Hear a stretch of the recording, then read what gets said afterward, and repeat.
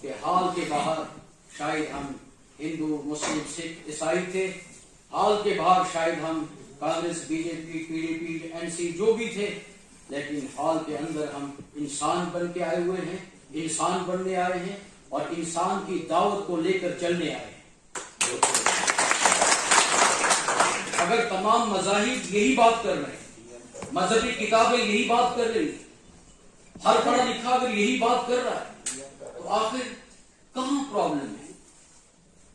آخر پھر کیوں ایسی چیزیں سامنے آ رہی ہیں جس سے دل دکھ رہا ہے، جس سے دہشت اور وحشت کا ماحول بن رہا ہے؟ آخر ہوائی اڈوں پر ہوائی جہازوں میں چلنے پر بھی، ایک ساتھ میں سیٹ میں بیٹھنے پر بھی دہشت محسوس ہو رہی ہے، نظریں پلٹی ہوئی ہیں۔ ٹرینوں میں، ریلوے اسٹیشنوں میں بھی وہ نظریں 10 سال پہلے جو تھی وہ آج بھی دکھ رہی ہے۔ بس اڈوں پر بھی آپ جائیے، وہاں بھی وہ سارا ماحول ہی بدلا ہوا ہے۔ اس کی وجہ کیا ہے؟ حضور اکرم صلی اللہ علیہ وسلم نے ارشاد فرمایا کہ دیکھو کلکم راع وکلکم مسئول عن رعیتہ، کہ دیکھو تم میں کا ہر ایک ذمہ دار ہے اور ہر ایک ذمہ دار سے اس کے ذمہ داری کے تعلق سے پوچھو۔ مثال کے طور پر ملک کے پریزیڈنٹ سے پوچھا جائے گا، پورا ملک تیرے انڈر تھا، تیرے قبضے میں تھا، پورے ملک کا بادشاہ بنایا تھا، بتا اے پریزیڈنٹ پورے ملک کی ایک ایک ریاست کی کتنی فکر کی تھی۔ پرائم منسٹر سے پوچھا جائے گا، تجھے میں نے پرائم منسٹر بنایا تھا، کل قیامت کے دن اللہ بھگوان ایشور لارڈ گاڈ پوچھے گا تجھے میں نے پرائم منسٹر بنایا تھا، بتا تو نے پورے ملک کی ایک ایک ریاست کی کتنی فکر کی تھی۔ اور نیچے آئیے، ریاستوں کے چیف منسٹر سے پوچھا جائے گا، پوری ریاست تیرے کنٹرول اور قبضے میں دی گئی تھی، تجھے چنا گیا تھا، تیرا انتخاب ہوا تھا، بتائے وزیر اعلیٰ چیف منسٹر تو نے پورے ڈسٹرکٹ کے ایک ایک پوری ریاست کے ایک ایک ڈسٹرکٹ کے ایک ایک کونے اور سرحد کی کتنی فکریں کی تھی۔ اور نیچے آئیے، ڈپٹی کمشنر سے خدا پوچھے گا، تجھے ڈپٹی کمشنر بنایا تھا، بڑا آسان تھا آج کہنا، بڑے آج خوشخبریاں جب سنتے ہیں تو بہت زیادہ پارٹیاں ہو رہی ہوتی ہیں، آج ہمارا بیٹا آئی ایس اور آج آئی پی ایس، آج کے ایس اور کے پی ایس، کل اسی آئی ایس بیٹے اور آئی پی ایس بیٹی سے، انہی کے پی ایس بچوں سے پوچھا جائے گا تمہیں ہم نے بٹھایا تھا، بھگوان کہے گا، ایشور کہے گا کہ میں نے تمہیں اس کرسی پہ بٹھایا تھا، بتاؤ پورے ڈسٹرکٹ کا تم نے کیا حال کیا؟ ڈسٹرکٹ کے ایک ایک انسان، ایک ایک غریب، ایک ایک مزدور، ایک ایک بیوہ یتیم بچے کا، بتاؤ کیا تم نے اس کا حق ادا کیا یا نہیں کیا؟ اور نیچے آئیے، تحصیلدار اور جتنے بھی ڈپارٹمنٹس ہیں ان کے ہیڈ، اور نیچے آئیے بلاک جتنے ہیں ان کے ہیڈ، اور نیچے آئیے اب تو B D C, D D C, panchayat, sarpanch, panch اور وارڈ ممبرس تک آئیے، اور نیچے کے آنے کے بعد خدا ماں باپ سے پوچھے گا، بتاؤ تمہیں میں نے پیدا کیا تھا، یہ تمہاری اولاد میرا کرشمہ تھا، میں نے 9 مہینے پیٹ کے اندر کیسے اس کو رکھا تھا، کیسے اس کی پرورش کی تھی، 9 مہینے پیٹ کے اندر کیا انتظام میں نے کیا تھا، اس کے بعد ایک انسان بنا کر میں نے اسے دنیا میں بھیجا تھا، بتاؤ اس انسان بچے اور بچی کو تم نے کیا دیا، کیا اس کی تربیت کی؟ اور اتنا ہی نہیں، بات یہاں ختم نہیں ہوگی ذمہ داریوں کی، محلے اور بستیوں کی مسجدوں کے اماموں سے، مندروں کے گروز سے اور چرچ کے فادر سے، پادریوں سے، اور اس کے بعد گردوارے کے گرو سے پوچھا جائے گا، بتاؤ کہ تم دھرم گرو تھے، لوگ تم پر اعتماد کرتے تھے، لوگ تمہارا احترام کرتے تھے، بتاؤ تم نے اپنے مذہب کے ماننے والے ایک ایک انسان تک کیا اس کا حق ادا کیا یا نہیں کیا؟ کہ مذہب تمہارے کاروبار کے بارے میں کیا کہتا ہے، مذہب آمدن اور خرچ کے بارے میں کیا کہتا ہے، مذہب اولاد کی تعلیم کے بارے میں کیا کہتا ہے، مذہب اس دنیا کے بارے میں کیا کہتا ہے، مذہب اس دنیا کی زندگی کا کیا سکھاتا ہے، کہ کب تک یہ زندگی، کب تک جیے گا انسان، کتنا کمائے گا انسان، کتنا یہ زندہ رہ پائے گا انسان، آخر تو مر جانا ہے، یہ چھوٹی سی تو زندگی ہے، تو اس چھوٹی سی زندگی میں اگر ہم نے اپنی ذمہ داریوں کو نہیں سمجھا اور اپنے جو حقوق ہمارے اوپر ہیں اسے نہیں سمجھا، یاد رکھیے گا تو کل قیامت کے دن خدا کا سامنا ہونا ہے، اور قرآن کا اعلان ہے، دوسری مذہبی کتابیں بھی اس کی شہادت دیتی ہیں کہ کل قیامت کے دن ان بطش ربک لشدید، کہ تمہارا رب بڑا سخت ہے، وہ پکڑ کرے گا، وہ ایک ایک کو پوچھے گا کہ میں نے تمہیں دنیا میں بھیجا تھا، بتاؤ تم نے دنیا میں جا کے لوگوں کیا کیا۔ تو آج جس ماحول سے ہم گزر رہے ہیں، جن حالات سے آج ہم گزر رہے ہیں، ظلم و زیادتی کی جو انتہا ہے، ایسے ماحول میں کرپشن جہاں سر چڑھ کے بول رہی ہے، لوٹ کھسوٹ اس قدر ہے کہ میرا پیٹ، میرا گھر، میری چار دیواری، میرے بچے، میری اولاد، میرا کاروبار، باقی کسی کی فکر نہیں ہے۔ اور ایسے حالات میں کتنا دکھی ہے آج غریب، کتنا پریشان ہے آج کمزور، کتنا ستایا جا رہا ہے وہ جس کی کہیں پہنچ نہیں، وہ کتنا پریشان ہے، کتنا دکھی ہے۔ اور دل کا دکھی ہونا، یاد رکھیے گا، یہ کوئی معمولی بات نہیں ہے۔ ٹہا دے مندر، ٹہا دے مسجد، ٹہا دے جو کچھ کہنا، پر ایک بندے دا دل نہ راوی، رب دلوں میں رہتا، رب دلوں میں بیٹھا، رب دلوں میں، بھگوان ایشور دلوں میں بیٹھا ہوا ہے۔ تو اس لارڈ اور گاڈ کو ہم ناراض کیوں کر رہے ہیں؟ تھوڑی سی خدا کی ناراضگی نے پورے ملک کو، پوری دنیا کو ہلا کے رکھ دیا۔ کیسی دہشت کی زندگی، کتنی موتیں ہو گئی، کتنے حادثات آئے دن ہوتے ہیں، کیسے ایکسیڈنٹ ہو رہے، ہمیں احساس نہیں ہوتا۔ آپ دیکھیے جب 3 مہینے پہلے کورونا چل رہا تھا اور بڑی سختیاں بھی تھی، 2-3 فیملیاں دہلی اور گڑگاؤں سے منت مانگی تھی، کوئی پرابلم تھی گھر کی، کٹرا ویشنو دیوی کا درشن کرنا۔ رات 2 بجے وجے پور میں ایک گاڑی کا ایکسیڈنٹ ہوتا ہے، پل کے اوپر سے گاڑی 80 فٹ نیچے گر جاتی ہے، 2 گاڑیاں آگے جا چکی ہیں۔ اچانک کوئی بائک والا جوان ملتا ہے، وہ ان کو واپس لاتا ہے، دکھاتا ہے، اور 3 عورتیں پیچھے بیٹھی ہوئی، بالکل بیچاری، ان کے چہرے ختم ہو چکے تھے، گھٹنے ٹوٹ چکے تھے، کمر کی ریڑھ کی ہڈی ٹوٹ چکی تھی، تھوڑا وزن بھی زیادہ تھا ان کا۔ اور رات 3 بجے ان کو جب ہاسپٹل لایا جاتا ہے، دوسرے دن شام تک ان کے ٹیسٹ وغیرہ ہوتے ہیں، دوائی وغیرہ، اچھا خاصا خرچہ ان کا چلا جاتا ہے۔ وہ بیچارے صبح اپنی گاڑیاں، ایک گاڑی کو وہ ایک ہوٹل میں کمرہ لے کے ہوٹل کے باہر پارک کر رہے ہیں، ٹریفک ہماری 5000 چلان کر رہی ہے دلی نمبر کی گاڑی کو، صرف ہوٹل کے باہر کھڑی تھی صبح 7 بجے۔ دوسری گاڑی ہاسپٹل کے باہر کھڑی ہے، ان مردہ لوگوں کو لے کر، اس کو ہاسپٹل کے باہر چلان ہو رہا ہے 5000 روپے، 5,000 روپے چلان ہو رہے ہیں 2 گاڑیوں، صرف اس لیے کہ وہ دہلی نمبر کی۔ اور اس کے بعد ان بیچارے بچے ہوئے لوگ بھی مر چکے تھے، بالکل ختم ہو چکے تھے، اور خرچہ بھی بہت ہو چکا بیچاروں کو 1-1.5 دن میں۔ اور اس کے بعد انہوں نے چلایا، میڈیا کہیں سے پہنچا اور ایک آواز لگائی کہ اب ہم واپس گھر جانا چاہتے ہیں، لٹ گئے ہیں، ہمیں کوئی دیکھنے والا بھی نہیں، کوئی پوچھنے والا نہیں، کیونکہ وہ باہر کے تھے اور یہاں کوئی رشتہ دار نہیں تھا ان کا، کیونکہ ہندو تھے، نہ ان کو مسلمان جانتا ہے، نہ کوئی ہندو جانتا، نہ سکھ عیسائی جانتا ہے۔ ہمیں تو یہ کہ میرا ہوگا تب تو میں اٹھا پاؤں گا، ورنہ میرا نہیں ہے، اس لیے مجھے کوئی پرابلم نہیں ہے۔ ہم نے رات شام 8 بجے ٹی وی چینل پہ سنا کہ ایسے حالات ہیں اور پریشان ہیں، اور ایمبولینس 55,000 روپیہ دہلی کا مانگ رہی ہے، 55,000 روپیہ۔ اور یہ ایمبولینس کون سی ہے؟ یہ NGOs کی ایمبولینس ہے جو 50,000 روپیہ مانگ رہی ہے۔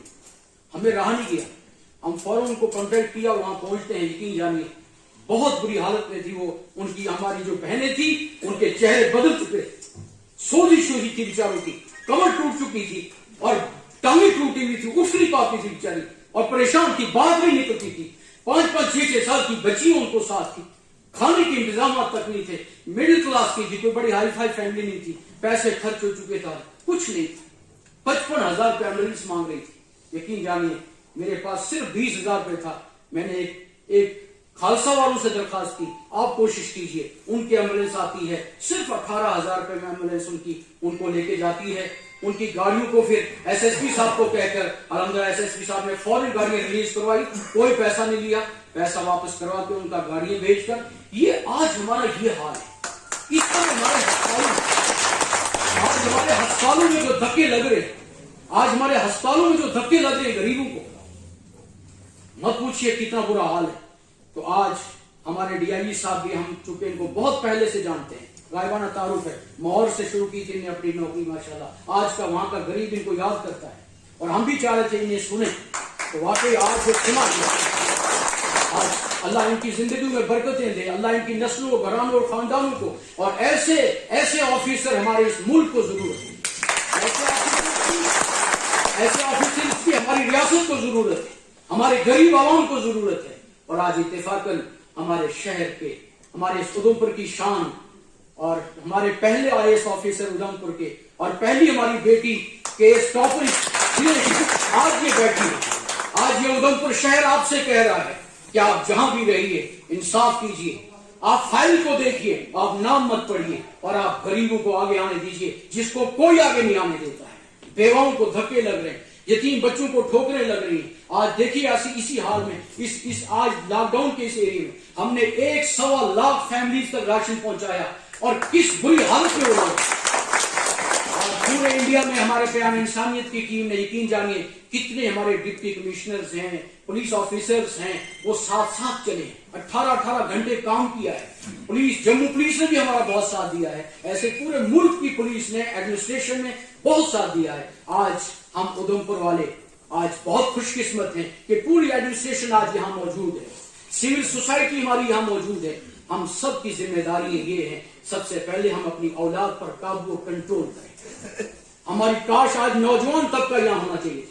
جو نوجوان ہمارا فیوچر ہے, جو کل ہے ہمارے شہر کا, اس نوجوان کو آج کچھ پتہ ہی نہیں. آج کا نوجوان بکھرے بال, چوڑیاں اور یہ سب کچھ, اور گلے میں نہ جانے کیا پہن کے, اور اس کی رف ڈرائیونگ, آوارہ گردی اور ڈیک بجا کے زمین جو اسے بنا مانگتی ہے, دھرتی بھی تھک چکی ہے اسے, اور نہ اس کو اپنے ماں باپ کا خیال ہے, نہ اس کو چھوٹے کا خیال ہے, نہ اس کو بڑی کا خیال ہے. کیسی زندگی گزار رہے ہیں, کون سی تعلیم ہم چاہ رہے ہیں, کس کمپٹیشن کی طرف جا رہے ہیں. اسے کمپٹیشن کہتے ہیں, اسے تعلیم کہتے ہیں. یہ تعلیمی نقص ہیں, تعلیمی کمزوری ہیں, یہ ایجوکیشن سسٹم کی کمزوری ہے, یہ نظام تعلیم کی, نصاب تعلیم کی کمزوری ہے کہ آج ایک IAS, IPS, ایک ڈاکٹر, ایک انجینئر, ایک پڑھا لکھا ہو کر بھی وہ اپنی قوم کی, اپنے علاقے کی, اپنی کنسٹیٹوئنسی کی, اپنی حدود کی ذمہ داری کو نہیں سمجھ پا. اس کے اندر کون سی چیز جو رکاوٹ بن رہی ہے, کون سی چیز جو اس کو روک رہی ہے.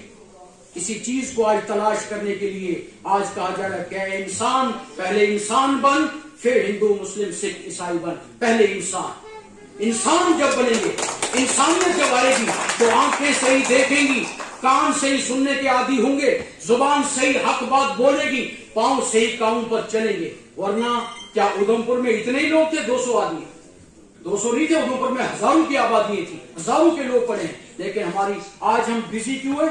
آج ساڑھے بیاہ ہے, بیاہ کی فرصت نہیں.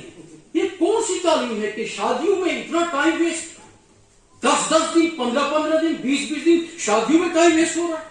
لوگ فاقے سے ہیں, ہماری 450-500 بیوائیں یہاں ویڈوز فاقے سے ہیں. وہ اپنے بچوں کی اسکول کی فیس نہیں دے پا رہی ہیں. 7 لاکھ ریاست کا یتیم بچہ ہے, اس کو چپل جوتا پہننے کے لیے نہیں, اس کے اسکول یونیفارم نہیں ہے, اسکول کی بکس اس کے لیے نہیں, اسکول فیس نہیں دے پا رہا ہے, ٹیوشن فیس نہیں وہ دے پا رہا ہے. ہم شادی کر رہے ہیں. ہم اپنے دھرم گروز, ہمارے بزرگوں سے, بڑوں سے بھی درخواست کریں گے, آپ ایسی شادی سے کا بائیکاٹ کیجیے. ہم بھی کر رہے کوششیں, ایسی شادی نہیں پڑھیں گے, ایسا نکاح نہیں پڑھیں گے. چرچ نے تو پھر بھی دم رکھا ہے کہ پوپ کے پاس آپ کو شادی کے لیے آنا ہی پڑے گا. لیکن رہا مسجد کا مسئلہ, رہا گردوارے کا مسئلہ, رہا مندروں کا مسئلہ, ہم تو خود ان کے گھروں پہ پہنچ چکے ہیں. مندر, مسجد, گردواروں کو وہی چھوڑ دیا ہم نے. چرچ میں دم ہے ابھی کہ پوپ کے پاس آ کے ہی شادی ہونی ہے, اور باقی ہم تو گھروں پہ پہنچتے ہیں. 100 روپیہ 200 روپیہ نکاح پڑھانے کے لیے, شادی بنانے کے لیے گھروں پہ پہنچ رہے ہیں. تو ہم سب سے پہلے شادی پر پابندیاں لگائیں. ہماری شادیاں سادگی سے ہوں, بہت سادگی سے ہوں. بہت ہو گیا کھانا پینا, بہت ہو گئی دکھاوا. آج جو بڑھتی کمر توڑ مہنگائی ہے وہ کیوں ہے؟ کہ ہم لوٹ رہے ہیں, بھائی بھائی کو بھی لوٹ رہا ہے, اور اس لیے لوٹ رہا ہے کہ مجھے بڑا مکان, بڑی کوٹھی, بڑی گاڑی اور بہت کچھ کرنے, پھر آخر میں ایک بڑی شادی اور بڑی دعوت دینی ہے جس میں ناچ گانا بھی ہو, ڈھول باجا بھی ہو, اور خوب ورائٹیز ہوں, اور سب کو بلانا ہے, اور ان کو خاص کر بلانا ہے جن کو ایک فرصت بھی نہیں ہے, 1 منٹ آنے کی فرصت نہیں ہے.